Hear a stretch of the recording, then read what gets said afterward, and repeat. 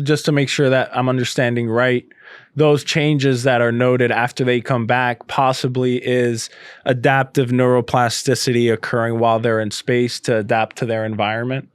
That's a possibility, right?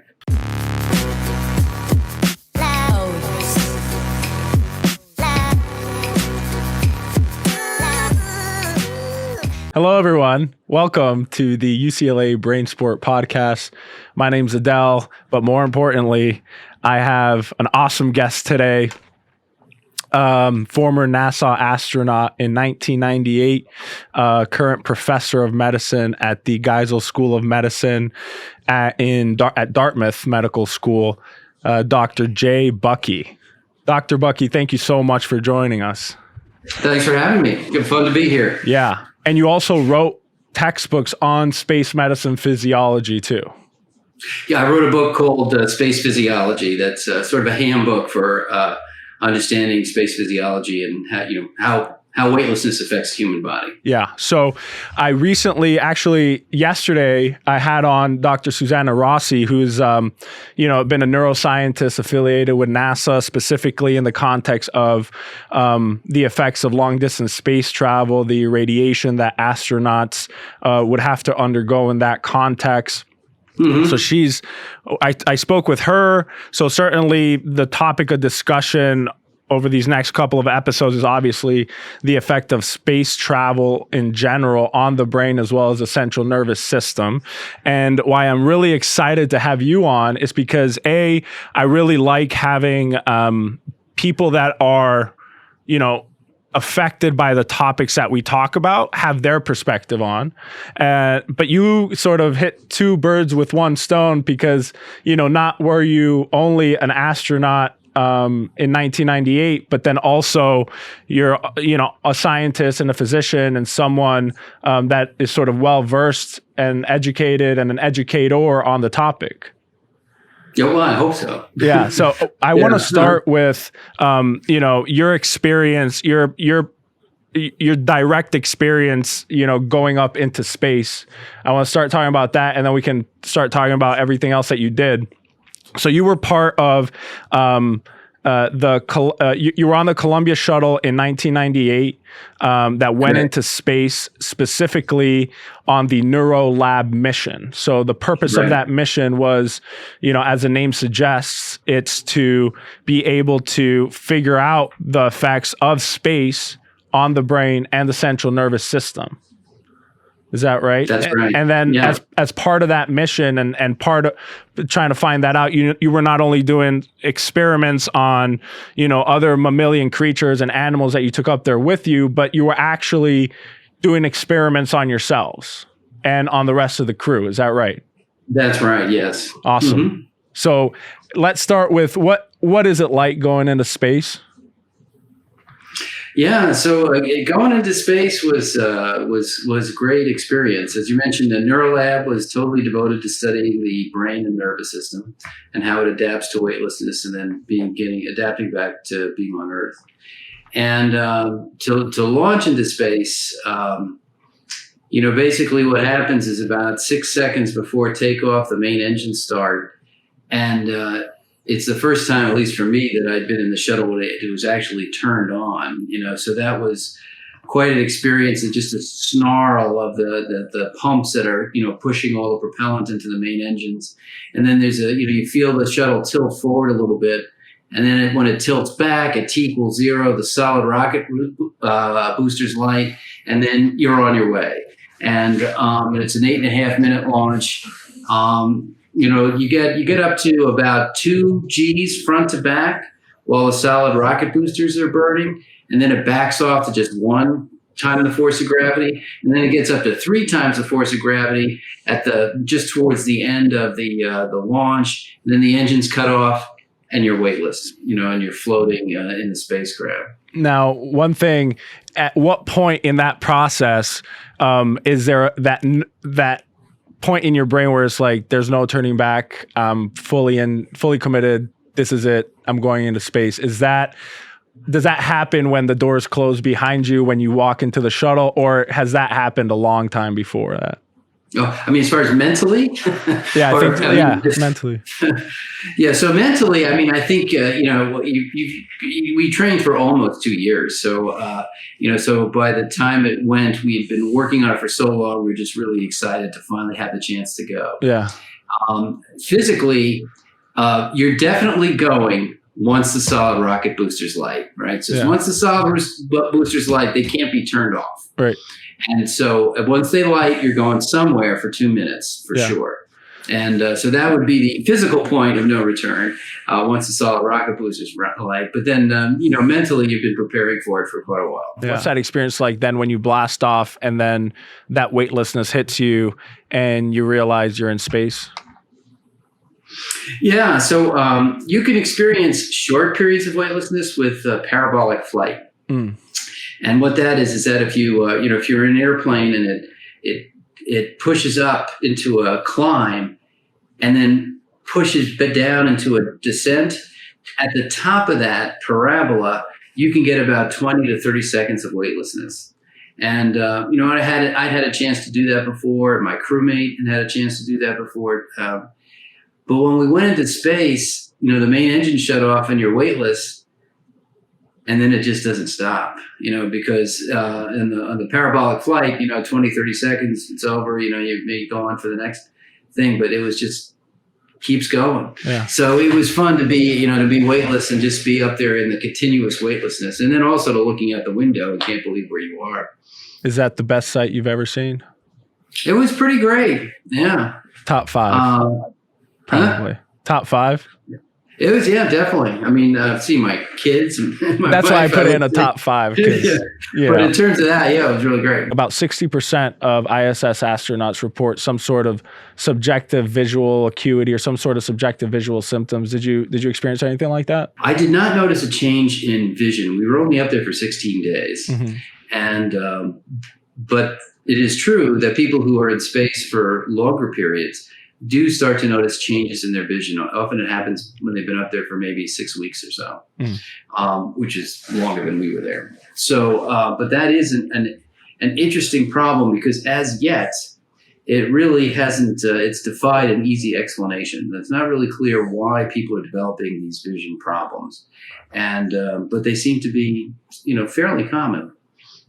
Yeah. I was reading some of the papers that you're authored on, and it seems like it might be related to increased intracranial pressure. It might not be. It might be related to the pressure difference between the eye and then the back of the eye, or rather the pressure across the back of the eye. Rather, I think.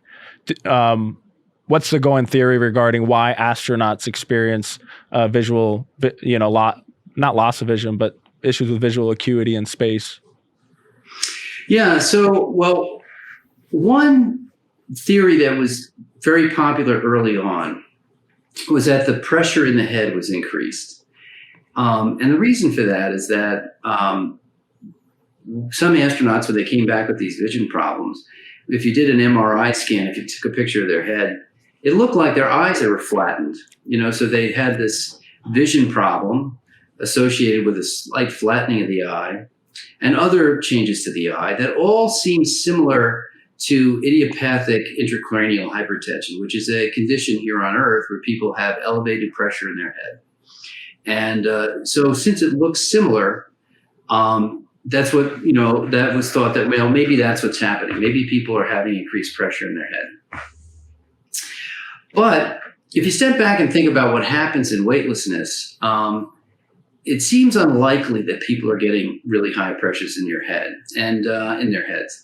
And there's a reason for that. Back when I first got started in doing research in physiology, we had a project to measure the pressure in the vein just outside the heart, central venous pressure. So it's, it's the pressure in the veins just outside the heart. Sort of, you could think of it as the filling pressure to the right side of the heart. And at the time that I got started working on that, well, what we thought happened is that you go into space, fluid shifts from the lower body into the upper body. This is going to increase the pressure in the chest, and we will see an increase in central venous pressure. It all seemed very, very straightforward, right? That's what you would expect. Mm-hmm. That's what would happen if you took somebody and took them from standing up and had them lie down, you'd see that shift of fluid into the chest and an increase in central venous pressure. And that's what would happen if you took somebody and put them in a head down tilt position. And head down tilt is often used as a way to sort of mock up or simulate what happens in weightlessness.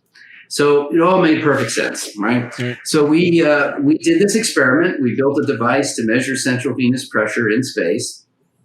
We got a lot of safety reviews for that, and eventually we did it.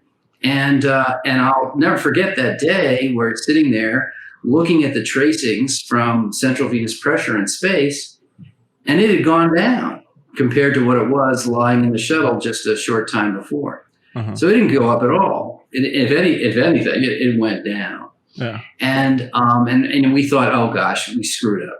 We messed up this thing. How could we do that? We asked the crew member, it was Drew Gaffney, who was a cardiologist, uh-huh. and flew on that first mission to do that.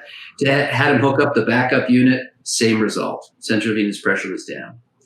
And it's been now done by several groups. People have, we did it on a total of 3 people, and another group did it on another 2 people.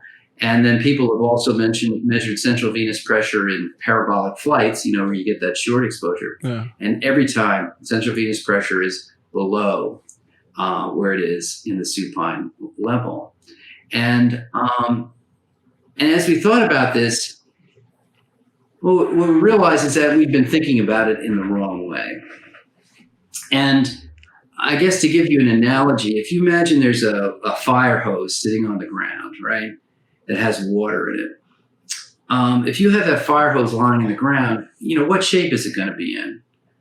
It's going to have like an oval shape, right? Because there's some force of gravity on the hose. The hose has some weight. And so there's some force of gravity on the hose, and it's causing the hose to lie on the ground and have this sort of oval shape. Mm-hmm. So just as a thought experiment, what would happen to that hose if you could just turn off gravity? So if you could instantly make that hose weightless, what would happen? Well, what would happen is it would become circular. And actually the pressure inside the hose would go down because the hose would now be able to contain that same amount of liquid at a lower pressure. Sure. And so what happens is that the findings we were seeing of lower central venous pressure matched findings that other people had done where they looked at peripheral venous pressure. And in general, probably what is happening in space is that venous pressures in general are going down. And when venous pressures are going down, it's hard to come up with a way that head pressure could go up. Right. Yeah. Yeah. I think the thing that I saw in the in some of your work was that basically the tissue pressure on your veins is less because because you're not experiencing gravity, right? So that's right. Exactly those muscles or that tissue isn't bogged down by gravity and then pushing on your venous system. So that gives you more room for the venous system. So that's why the venous pressure would go down. But then you're saying, okay, well, usually if venous pressure it goes up, that's the context that maybe you would see, the increased pressure in your brain go up. Right. And the reason for that comes from a doctrine called the Monroe-Kelly doctrine, right? Mm-hmm, and it implies that the Monroe-Kelly doctrine is basically that the brain is sort of a closed compartment made up of cerebrospinal fluid, brain tissue, and then venous and arterial blood. And because it's a closed compartment, if any of those fluids go up without any compensatory decrease in anything else, either brain tissue or, if we're talking venous blood, then arterial blood or cerebrospinal fluid, then the pressure in your brain is going to go up. An overall increase in pressure of the head like you have with idiopathic intracranial hypertension, it's very unlikely that that's happening. Right. And other signs of that would be that, if you did have high venous pressures in the head, that would cause your pressure in the head, your intracranial pressure to go up. Right. But it would also cause your eye pressure to go up. Sure. And people have measured eye pressure in space, and it's not elevated. Right. So there's not a lot of evidence that the venous pressures in your head are elevated in space. Right. What makes it confusing is that you do see your jugular veins, They do And distend in space. yeah, Right? they see, Yeah. and so it looks like, and it's one of the fun things about doing stuff in weightlessness, because weightlessness is unique, right? Right. That when we try to figure out what's happening in weightlessness by reasoning by analogy, using what happens on the ground as an analogy to what happens in space, I think it messes us up. Right. It's something that I think we take for granted, is this thing around us called gravity, right? It becomes an issue. It's like those things where you take something for granted and then, or you don't consider something until it's taken away from you, right? Or until you slice your finger and you realize how much you actually use your finger and how much stuff your finger touches, So it's unique. You just can't create a situation that you have in weightlessness. You can't recreate that on Earth. So what's the going theory then? We recently put out a theory about this, which has to do with the removal of the hydrostatic forces in the head. And, the hydrostatic force just means that, if you take a glass of water and pour water in it, if you measure the pressure at the bottom, it's going to be a lot higher than it is at the top. Right. And that's because there's a column of pressure in the water going from the top to the bottom, right? Well, we have those little columns of pressure throughout our body. And we think about them the most when you're upright, because we know that if you stand up quickly, blood will leave your head and go towards your feet because of gravity. And it's those hydrostatic pressures, which are, you have to work against in order to keep blood flowing to your head. So we're familiar with what happens with hydrostatic pressures upright, but there are also hydrostatic pressure columns in your head when you're lying down. And just in general, those hydrostatic pressure columns when you're lying down serve to keep the pressure at the back of your eye low. Mm. So even if venous pressure doesn't go up, and even if pressure in the head doesn't go up dramatically, the pressure at the back of your eye may still go up just because you've lost those hydrostatic gradients. What do you think of the functional changes that have been noted with astronauts that come back on functional MRI imaging? There's a tractography study where they looked at white matter tracks in astronauts after they came back to Earth. And they noted that there was some pretty significant white matter track changes.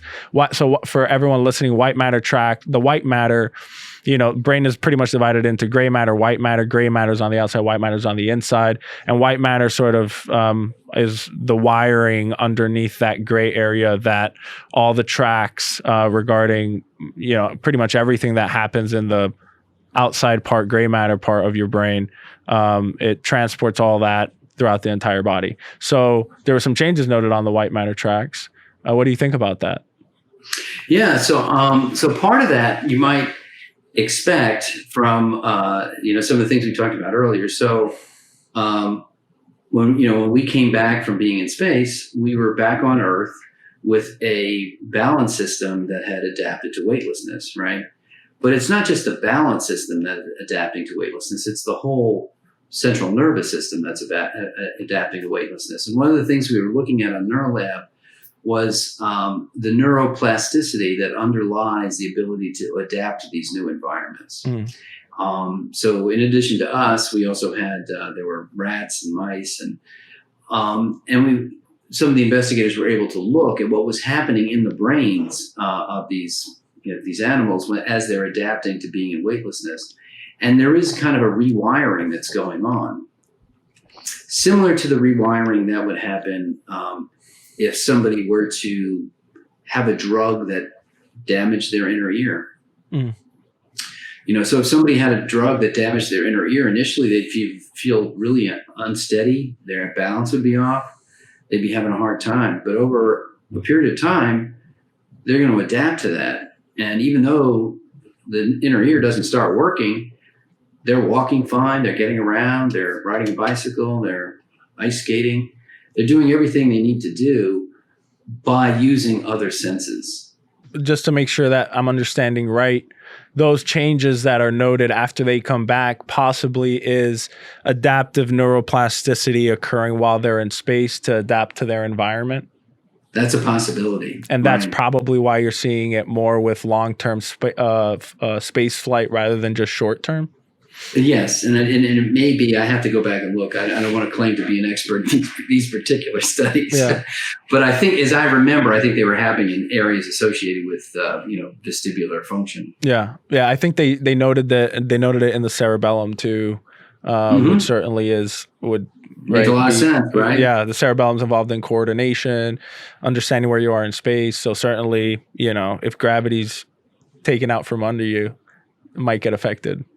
Yeah, I mean, the example I sometimes give, there was a book called Pride in a Daily Marathon that was written by a neurologist about a young man, Ian Waterman. And Ian Waterman was 19 years old. He had the flu, and he woke up one morning and he couldn't get up. He couldn't, reach for the phone. He couldn't stand up. And what had happened is that the virus, and this is a rare thing to happen, but it happened to him, but the virus had affected the nerves that carry position sense.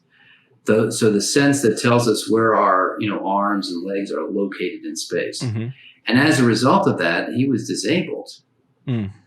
But it was called Pride in a Daily Marathon because he was a proud young man. He didn't want to be disabled. So he worked to teach himself how to walk. And what he would have to do is he'd have to focus on every motion, watch his legs, look where his foot was, and in order to get to the point where he holds down a job and his coworkers don't know he has this disability. But what would happen if he closed his eyes? Oh, he would fall right over.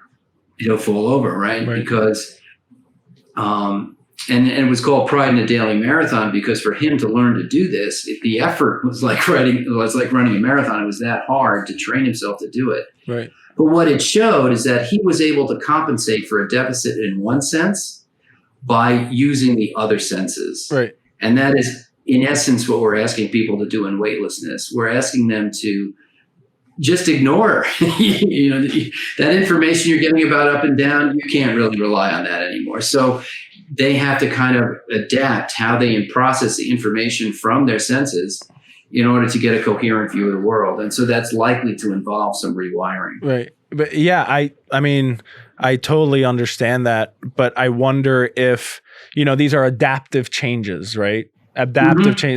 That if you get put into any new environment, your body's just naturally going to adapt. And that's an amazing part of our body. But at the same time, it's really incredible. Yes. It's incredible. Yeah. But at the same time, when does it become maladaptive changes, right? Where, your body, right. So I'm just wondering, okay, our body's trying to adapt and rewiring itself from not being able to experience gravity. What are some, does that necessarily just mean, okay, all our other senses are going to be heightened, right? Like, is it beneficial? Can you automatically say that? Like, is there going to be anything that suffers secondary to that, especially in the context of like a 3-year trip to Mars and back? Yes, right. Great question. Yeah. Complicated. And, it is complicated. And the other question is like, as adults, we have limited, we can adapt, but our ability to do that is not infinite, Yeah. But the most interesting thing, well, not the most interesting thing, but a very interesting thing is that, well, what about if you're growing up in weightlessness? When gravity isn't present, is that going to be okay? Or are you going to go down a developmental pathway that's unique? And, in other words, do you need gravity in order to develop normally, to do the kind of things that we do? And is gravity really essential for that? Because all life evolved under the force of gravity. We learned to do all the things we do with gravity being present. So what if you grew up without gravity? That's when you have a break off civilization that ends up forming in Mars or on the moon. Yeah. So can they get back? So, yeah. I don't know. Yeah, that's an excellent point. I also came across this other study, and it was near and dear to my heart because, I come from a traumatic brain injury background, but this was in JAMA Neurology, which is a very reputable journal, and they found elevations in blood biomarkers relating to brain injury in astronauts. I think it was cosmonauts actually. After going off into space, namely neurofilament light chain and GFAP.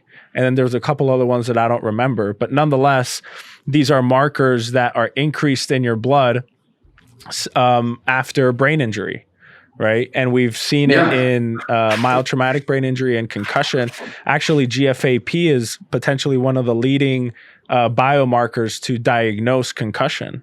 So, I'm wondering, is the brain getting damaged from space travel, from space flight, or? Yeah, that's a great question. We know it's getting damaged some. It's getting damaged some? Radiation. Right. But from what I understand from my discussion with Dr. Rossi, it's all these space flights to the ISS, they're in lower orbit, right? Mm-hmm. So there's a protection in that orbit from the actual significant radiation from space. And you're more protected. I mean, I'm talking to you. It's just, I'm wondering if I'm right or not, but you're more protected in that orbit from those cosmic rays and radiation versus if we're talking deep space travel to Mars, you're not going to be protected. You're going to be extremely susceptible to all this radiation for, a total of 3 years potentially, which can significantly damage the brain. Yes. So I'm wondering, if we're just looking at these astronauts that were in lower orbit, could radiation be the only explanation for increased blood biomarkers that we typically see in brain injury? Is that an adequate explanation, or can something else be going on? Yeah, no, that's a great question. And I don't think I know the answer to that one. But that's a great question. And I don't know, as far as this adaptive process that goes on, I don't know what that does to the levels of these markers. Yeah. It seems like in low Earth orbit, there is radiation damage, but you are absolutely right. It's nothing like if you were beyond the Earth's magnetosphere, the magnetic field of the Earth, then you get a lot more galactic cosmic radiation. Yeah. One hypothesis that was proposed for that was that the drainage of all this gunk, right? So like all the proteins that build up, GFAP builds up naturally, right? It's not a big deal that there is some GFAP. It's over a certain threshold, right? So the hypothesis that was thrown out was potentially it's just not draining appropriately, secondary to not being in gravity, right? You're not draining that gunk from the brain appropriately. And then when you get back to Earth, there's sort of this compensatory drainage of all this stuff. And then you draw the blood and then you see elevation in, that GFAP or those proteins that, potentially just weren't draining in space, secondary to no gravity. Well, that's an interesting theory because that also fits with all the hydrostatic stuff we talked about earlier. Right. Because if you don't have those hydrostatic gradients, it would mean that you're not going to get as much of this kind of lymphatic drainage that the brain probably depends on. Yeah. And I wonder, we go back to long distance space travel, right? Like deep space travel. I wonder if that's something that potentially needs to be considered, right? Is the fact that, our this drainage from the brain of, all these waste products and damaged proteins is impaired in that context, and what can be done to ensure that, it is draining. Mm-hmm. I wonder. Yep. I don't know. I don't have a solution for you. No, I don't. I think it's one of those things that would be good to look at, whether centrifugation is needed, right. Whether you need to have a centrifuge to generate some gravitational forces. Yeah. I came across a cool study that you were a part of. And that I actually, even before talking and finding this study, me and Dr. Rossi yesterday were kind of going back and forth with this one, but it was, you were part of a study looking at virtual reality for isolation.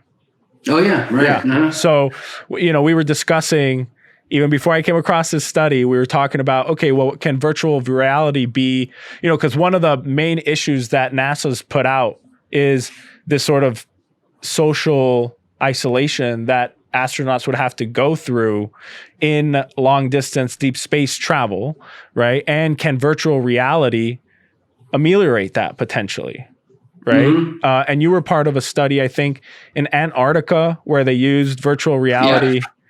Mm-hmm. Where they use virtual reality for people in Antarctica, who are obviously in significant social isolation, and seeing if that would help their whatever sort of psychological issues that we're having secondary to that. Yeah, no, that was really interesting. One of our areas of interest has been in dealing with the stresses of a long-term isolation, right? Because it can go really well sometimes, but it can also go really badly. And it's interpersonal conflict can be a problem, stress, and people can even get depressed. And those things have all happened in isolated, confined environments. And the thing we were looking at was what's called attention restoration theory, which is the idea that nature is restorative for us. And it has a certain sort of plausibility when you think about it, that we all really like going into natural spaces. People spend a lot of money to go on safari or to visit national parks or to hike a mountain. Just being outdoors and being in nature is something that we do seem to like and to crave. And you don't get that when you're in a spacecraft. So we were providing people with immersive experiences of nature. And then we also provided some city scenes as well to see, what people liked. And, and the idea is you want to give something that has a big enough extent so that people really feel like they're away. You want to give them a sense that they're out of their standard environment and into someplace new. Mm-hmm. It also should have something that is somewhat what's called fascination. I mean, the idea that, like, if you're running and you see a deer by this, that's real close to you, that kind of feeling you get about, oh, that's so cool, mm-hmm. Or you can see a bird real close and go, oh, wow. Mm-hmm. And so that feeling, you're trying to recreate that feeling and give people the sense that they're in this area of a big extent. That's what we're trying to provide with the VR, because the VR lets you do that. Mm-hmm. And we did it. Our main effort was at the High Seas Mars habitat, which was an effort in Hawaii where there was a habitat where 6 people lived together for 8 missions, 8-month missions, and also there was a 12-month mission. Small group of 6, and they could only go outside if they wore, spacesuits or mm-hmm. simulated spacesuits. That's challenging to live like that, and they enjoyed the VR. I think they found that to be a nice escape and a nice release. But it's certainly more research needs to be done in that area. And is it just a visual VR, or is it a little bit more immersive than that? It's just visual, and we only provided visual scenes. We didn't provide smells. We didn't provide haptics, any sort of sensations. We didn't do that. I mean, I think that's future work. We have a colleague, Alexander Stankovic, who has a project that's going to the South Pole Station that hopefully will use some other, additional senses to see if they could, improve the effectiveness of the VR. Let me ask you a question. Do you think right now, based off of what we know about, the effect of space physiology, the effect of space on our bodies, do you think if we sent a shuttle to Mars right now, is that a suicide mission? No, I mean, I don't. It is. I think it's doable. It's hard. It's very hard, but I think it is doable. I think the biggest concern that I have, and that I think needs more work, is the radiation, particularly, it's the galactic cosmic rays, mm-hmm. because that's not something that's easy to shield against. the kind of radiation we're used to here on Earth is like high intensity light. It's photon radiation. That's what you get when you go to the dentist or you had a chest X-ray or something like that. And, you can wear a lead shield and you're good. But galactic cosmic rays are something else altogether. That's not like high energy light. It's like the nucleus of an atom that's traveling at an incredible speed. Right. And so if it parks itself in your tissue, it tends to kill tissue or at least leave a tract, which is a little bit different than when you're getting X-rays. And it's also hard to shield against, because if you have that high energy thing hit lead, what it does in the lead is it interacts with the molecules in the lead and creates more radiation. Right. So you can actually end up with more total radiation on the other side of the lead than you had just from the one thing coming in. Yeah. Because it just kind of hits it and sprays a bunch of other secondary radiation out. So it's hard to shield against with standard shielding. And it is, the longer you stay there, the more you accumulate the exposure. So hard or impossible to shield against? Do we have anything that can shield against that radiation? Yeah, well, I think one thing that's been around for a long time that I think should be looked at in more seriousness again is active shielding. The reason why we're not worried about having our brains damaged by galactic cosmic radiation here on Earth is because Earth has a magnetic field. And so it tends to, and it has an atmosphere. So the combination of the atmosphere and the magnetic field is what keeps galactic cosmic radiation here on the surface of the Earth and also in low Earth orbit to not be that big deal. Once those things are gone, then it's a bigger deal. So the question is, well, could we put a magnetic field around a spacecraft and use that to make our own little magnetosphere like we have here on Earth? Right. And so the idea, as I just described it, well, that sounds straightforward, right? But technically, it's really hard to do. But it is a technical problem. It's an engineering problem, right? And it seems like this particular problem may need an engineering problem rather than a biomedical solution. But we'll see how things develop. Can I ask you another question? Shoot. Significantly off topic. You're a reasonable person. You're an extremely smart individual, and you've been to space. Is there life beyond ourselves in this universe? Oh, wow. You've been asked that before. You have an answer prepped already. Oh, okay. Well, as a matter of fact. Well, it turns out that, it depends what you mean by life. So there has been a real explosion in what we know about where life can exist. Back maybe in the 50s, 60s, you figured that life, in order for life to exist, everything had to be just right. It had to be the water and light and all those other things.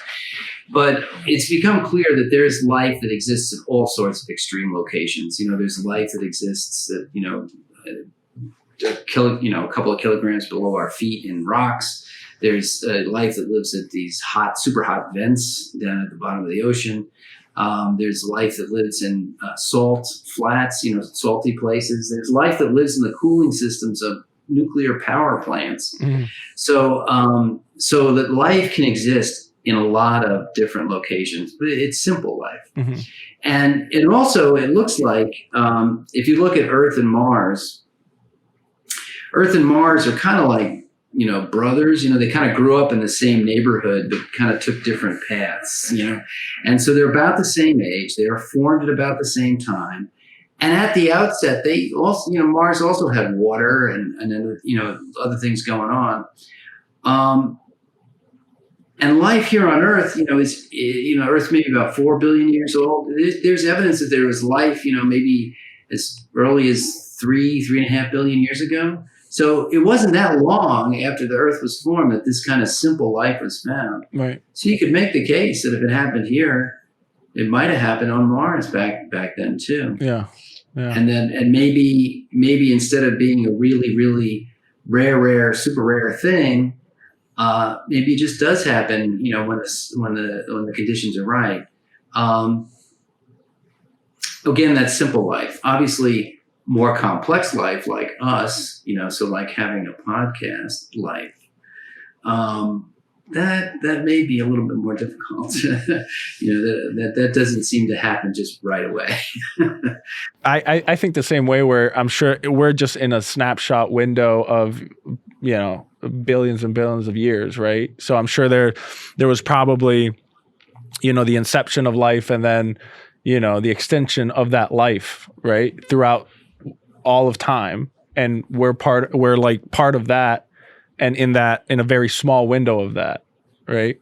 So that's my thought process in terms of that. Mm-hmm. No green guys visiting us, though, I don't think. Yeah, well, they haven't been by so far, at least as far as we know. Not yet.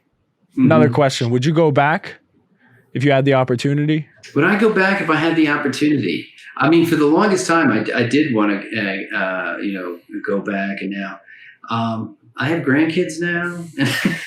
You have a lot more to lose now, I guess. And so I feel like it's exciting that there's a whole new generation, that's taking this over. Right. It's. I really had it was a great opportunity that I had, and of course I wanted more of it at the time. Yeah. What I would like to see now is like to be able to, make it happen for other people, so that this can move forward in the future, so we can have the missions to Mars and, longer stays in weightlessness. I think that'd be great. And you've got space tourism coming about, which I think makes this topic more important, right? Which means, what is brain health, not only on Earth, but the importance of understanding brain health and overall health in space, especially if we're going to be shooting the general population up there too, in addition to, these significantly trained astronauts, right? Yeah. And it makes a difference on how you view these things. I mean, we do have I think there's a real need to make sure we really understand this physiology. Right. Because if we're going to be sending all kinds of people into space, I think we should have a better idea about, well, is pressure in the head going above certain levels, or is it not? Right. That's going to make a difference for some people. Same thing like, well, if this is a fluid shift that's going on, is that a bad thing for people who have heart failure? Or is it a potentially good thing if they're getting a dilation of their blood vessels? There are a lot of things that we really don't know, these edge cases about what's going to happen as we get people who have other diseases and illnesses if they get into weightlessness. Right. I think we need to know this gravitational physiology a little bit better. Is there anything that you want to promote specifically that you might be working on, or any projects that you're part of, or really anything that you want to promote? Well, I just think we are in a really great age of spaceflight right now. Right.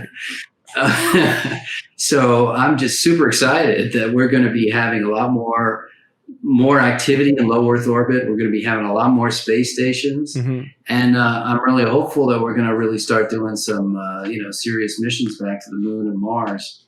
Can I ask you a question real quick? One more question. Where do you see space? Where do you see space travel in 20 years? Oh gosh, so I grew up with the Jetsons. What they say, people in our generation were promised flying cars. Where are those flying cars? Yeah. But I would like to think in 20 years we could be having, that going to Mars would be something that's been done. Do you think that we will be on Mars in 20 years? I certainly hope so. Me too. Yeah. We are developing the building blocks, and you have to have the ability to launch a lot of stuff. Right. But and again, we're at time, but my only fear from talking to you and from talking to Dr. Rossi is that the ambition is outpacing the actual human physiology, like our understanding of the human physiology, right? Particularly when it comes to irradiation. Yeah. And listen, I totally understand, ambition comes first. You want to be the first to do something. Trust me, I understand that. But are we sending people on suicide missions to Mars?